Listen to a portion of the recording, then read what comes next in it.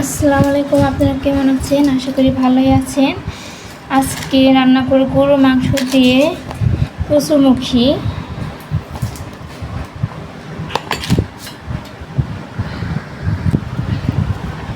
আদা রসুন বাটা দিয়ে দিলাম,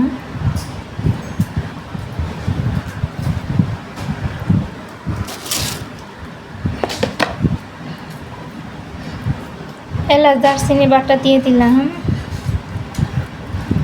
জিরা বাটা দিয়ে দিলাম,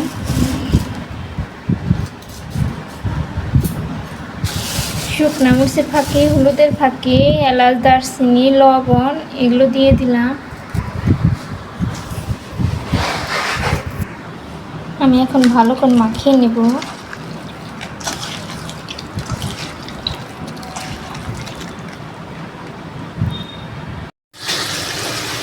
ভালো করে কষিয়ে নিচ্ছি মাংসটা।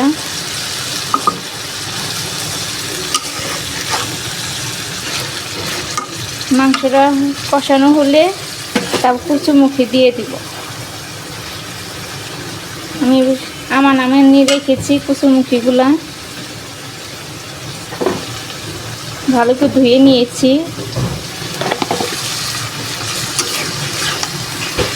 এখন ঢেকে দেব।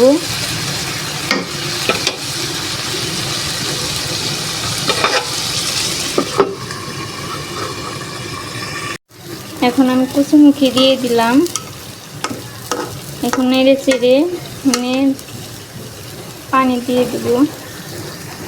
কচুমুখী দিয়ে দিয়েছি, এখন কষিয়ে নেব। কে কে এরকম খাবার খেয়েছেন কচুমুখী দিয়ে গরুর মাংস কমেন্টে বলবেন। কষানো হয়ে গেছে, পানি দিয়ে দিয়েছি।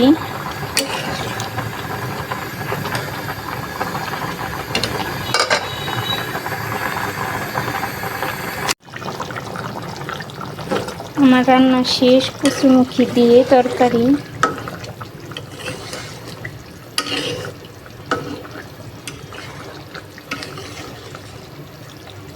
আলুগুলো কচুমুখী গলে গেছে সুন্দরভাবে। এখন নামিয়ে ফেলবো। এই হচ্ছে আমার গরু মাংস দিয়ে কচুমুখী তরকারি। কীরকম হয়েছে বলবেন। আজকে তরকারিটা কে কে গরু মাংস দিয়ে কচুমুখী তরকারিটা খেয়েছেন কমেন্টে বলবেন। আমার কাছে খুবই ভালো লাগে কচুমুখী গরু মাংস দিয়ে, রসালু মতন দেখা যাচ্ছে। সবাই ভালো থাকবেন, আমার পাশে থাকবেন দয়া করে। আপনারা সাপোর্ট না করলে আমি এত দূর এগিয়ে আসতে পারতাম না। আপনারা ভালোবাসেন দেখে আমি আজকে এ পর্যন্ত আসতে পেরেছি। সবাই ভালো থাকবেন। আল্লাহ হাফেজ।